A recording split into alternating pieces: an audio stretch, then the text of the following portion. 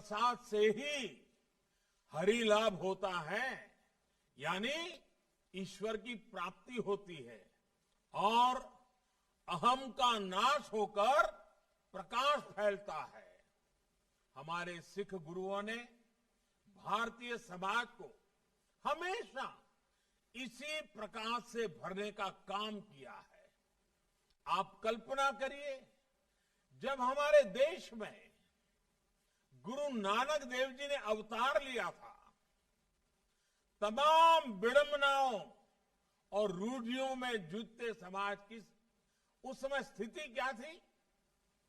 बाहरी हमले और अत्याचार उस समय भारत का मनोबल तोड़ रहे थे। जो भारत विश्व का भौतिक और आध्यात्मिक मार्गदर्शन करता था, वो स्वयं संकट में था। जब हम इन परिस्थितियों को देखते हैं तो हम सोचते हैं कि उस कालखंड में अगर गुरु नानक देव जी ने अपना प्रकाश न फैलाया होता तो क्या होता। गुरु नानक देव जी और उनके बाद हमारे अलग अलग गुरुओं ने भारत की चेतना को तो प्रज्वलित रखा ही, भारत को भी सुरक्षित रखने का मार्ग बनाया। आप देखिए, जब देश जात पात और मत मतांतर के नाम पर कमजोर पड़ रहा था, तब गुरु नानक देव जी ने कहा था, जानहू जो तीन पूछू जाती, आगे जात न है।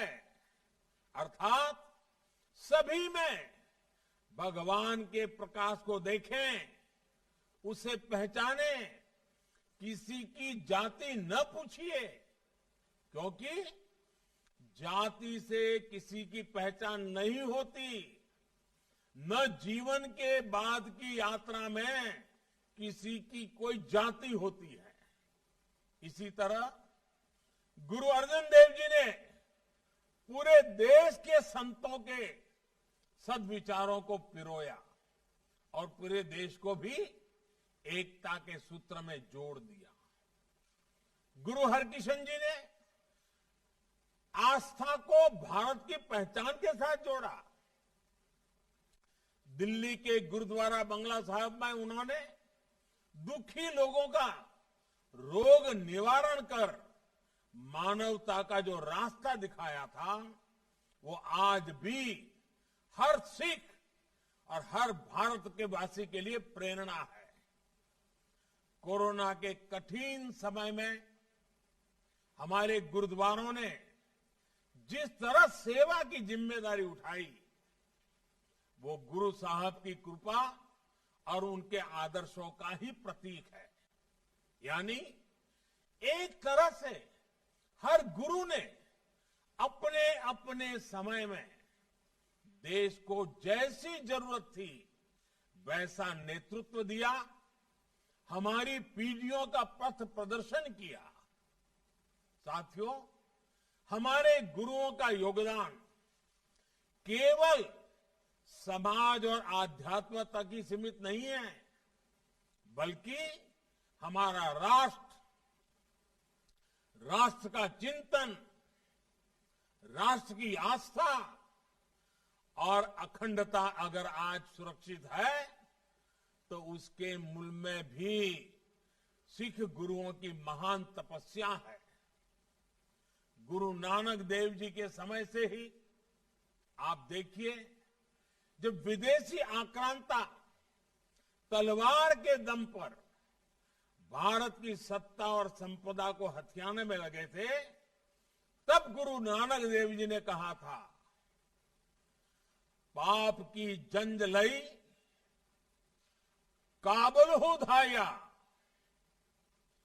जोरी मंगे दानुवे लालो। यानी पाप और जुल्म की तलवार लेकर बाबर काबुल से आया है और जोर जुल्म से भारत की हुकूमत का कन्यादान मांग रहा है। ये गुरु नानक देव जी की स्पष्टता थी, ये गुरु नानक देव जी की दृष्टि थी। उन्होंने ये भी कहा था, खुरासान खस माना कि यहां हिंदुस्तान डराया, यानी खुरासान पर कब्जा करने के बाद बाबर हिंदुस्तान को डरा रहा है।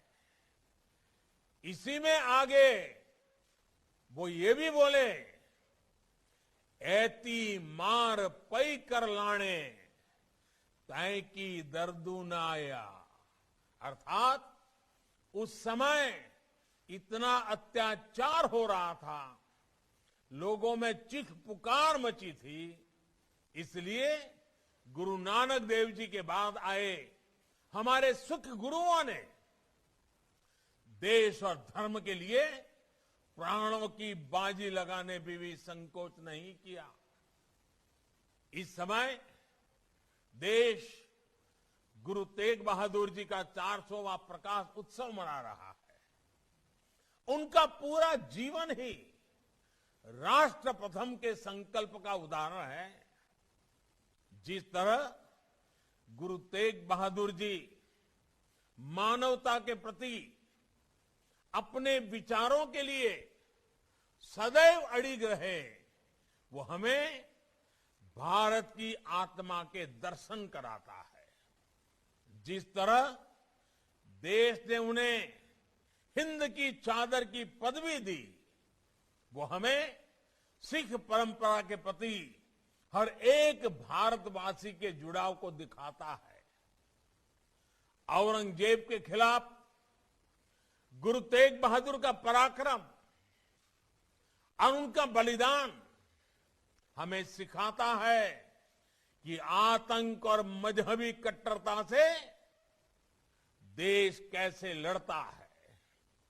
इसी तरह दसम गुरु गुरु गोविंद सिंह साहब, उनका जीवन भी पग पग पर तप और बलिदान का एक जीता जागता उदाहरण है।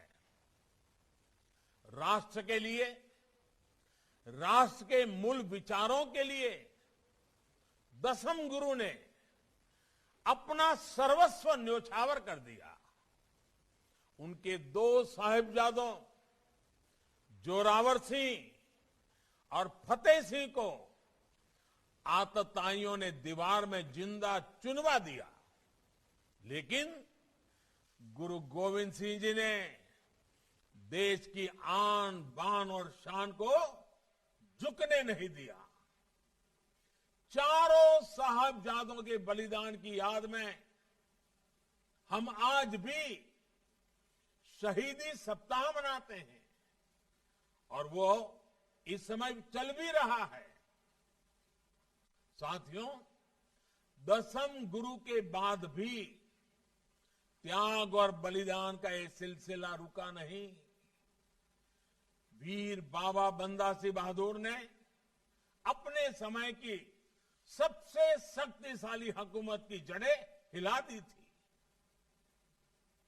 सिख मिसलों ने नादिर शाह और अहमद शाह अब्दाली के आक्रमण को रोकने के लिए हजारों की संख्या में बलिदान दिया।